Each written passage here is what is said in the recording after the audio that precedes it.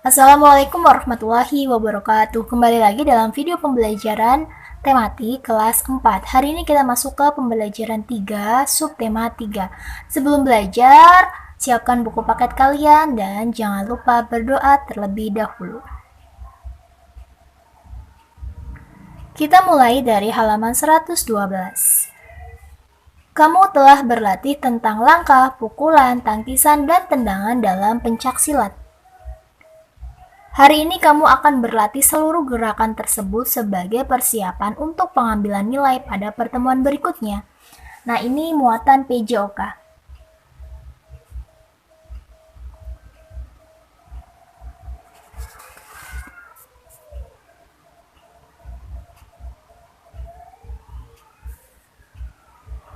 Kayak tahukah kamu bahwa banyak perlengkapan olahraga silat yang dibutuhkan oleh para pesilat terbuat dari sumber daya alam? Apa peralatan tersebut? Pekerjaan apa saja yang terlibat untuk menghasilkan kebutuhan tersebut? Ya,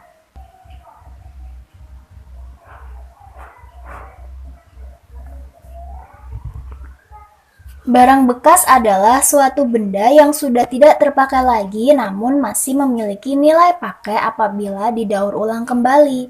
Di samping dapat mendatangkan uang, juga dapat menjaga lingkungan dari pencemaran yang berdampak buruk bagi kehidupan. Pekerjaan ibu temanku adalah pengrajin cenderamata dari barang-barang bekas. Ingin tahu lebih lanjut tentang pekerjaan itu?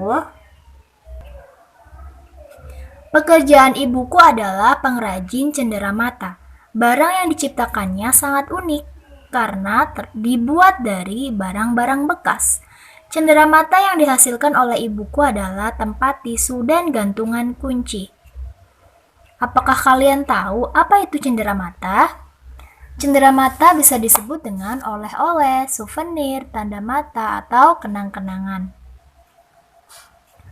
Nah, memanfaatkan barang-barang bekas menjadi sesuatu yang bernilai merupakan pekerjaan yang mulia.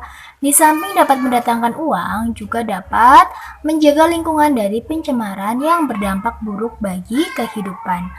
Nah, di sini ada 3 soal. Ya, silakan dijawab dari bacaan di atasnya ya. Apa produk yang dihasilkan ibu tersebut? 2. Mengapa kita perlu memanfaatkan barang bekas? 3. Sikap apa yang bisa dicontoh dari pengrajin barang bekas? Nah, tugas pengrajin barang bekas itu mengolah barang bekas atau sampah menjadi benda yang bisa dijual dan menghasilkan uang. Selain itu, pekerjaan ini juga mengurangi tumpukan sampah yang ada di sekitar kita. Kayak tahukah kamu cara lain pengolahan sampah? Mengolah sampah bisa kita lakukan dengan berbagai cara. Cara yang pertama apa? Kita bisa mengurangi pemakaiannya. Istilah ini dikenal dengan nama reduce. Sebisa mungkin kita kurangi penggunaan kemasan barang.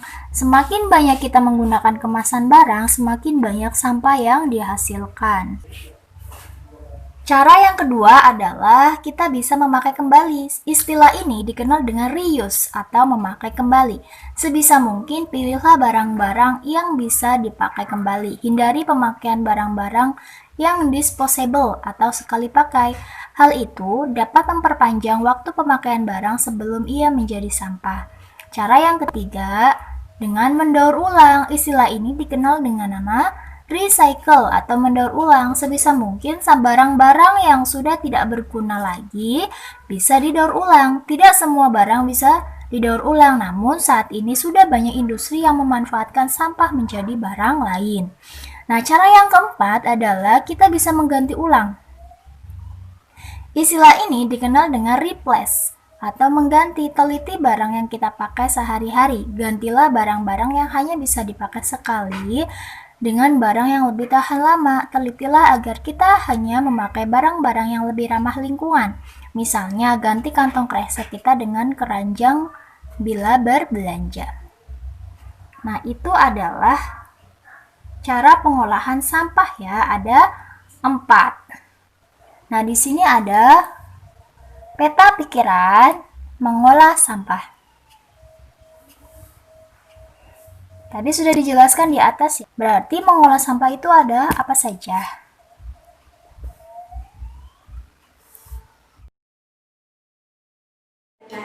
Nah, memanfaatkan barang-barang bekas dengan cara mengolah itu kita mempunyai yang sering kita sebut dengan cara 4R.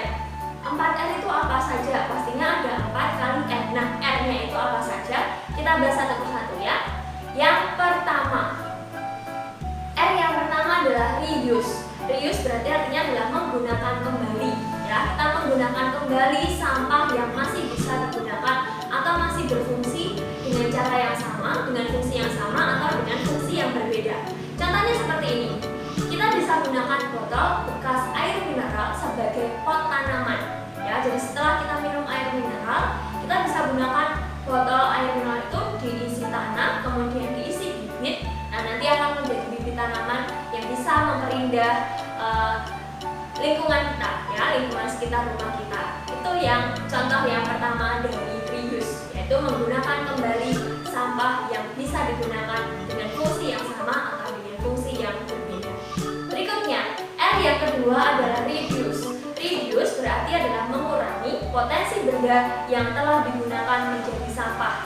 Sampah yang dibuang ke lingkungan harusnya lebih sedikit.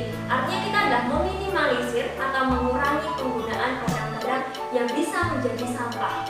Nah, contohnya yang baik dan harus dilakukan adalah kita menggunakan botol minum. Ya, kita menggunakan botol minum ketika kita berpergian, ketika kita sekolah, kita bawa minum sendiri menggunakan botol minum. Nah, botol minum ini kan bisa dipakai berkali-kali, dicuci kemudian diisi ulang, kita gunakan kembali hari esoknya. Ya, yang perlu kita kurangi dan bisa kita stop penggunaan dari sekarang adalah menggunakan atau mengkonsumsi air minum dalam kemasan. Ya, air minum dalam kemasan memang enak, memang segar. Tapi kalau kita menggunakan atau kita manfaatkan terus menerus kita akan memperbanyak sampah botolnya. Padahal sampah botol kan sangat sulit diurai ya. Maka kita harus mengurangi sedikit demi sedikit. Nah, langkah yang tepat adalah kita membawa botol minum sendiri kemanapun kita pergi dan mengurangi penggunaan atau pemanfaatan botol air minum sekali pakai. Ya, begitu ya anak-anak ya. Itu contoh untuk reduce atau mengurangi potensi benda yang bisa menjadi sampah. Berikutnya kita akan lanjut ke R yang ketiga. R yang ketiga adalah recycle. Recycle ini artinya adalah mengolah kembali sampah menjadi barang atau produk baru. Nah, di sini Bu Asy punya contohnya dari gambar di sini. Coba pertama kita amati ya. Ini adalah pot, tapi potnya dari bahan apa ya? Seperti berbeda, bukan dari tanah liat atau dari batu yang diukir. Ini adalah contoh pemanfaatan kembali sampah. Jadi ini dibuat dari sampah koran atau sampah surat kabar. Bisa kita manfaatkan, kita gulung-gulung dengan rapi, kemudian akan membentuk pot. Nah, pot ini bisa kita gunakan untuk fungsi yang berbeda, gitu ya.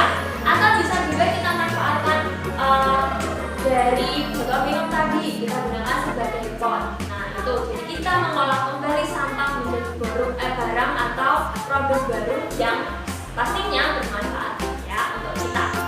Berikutnya R yang keempat adalah replace. Replace artinya adalah mengganti. Ya, kita ganti benda-benda yang biasa kita gunakan dengan benda-benda yang ramah lingkungan. Ya, ada banyak contohnya. Di sini Bu Asy akan memberikan contoh.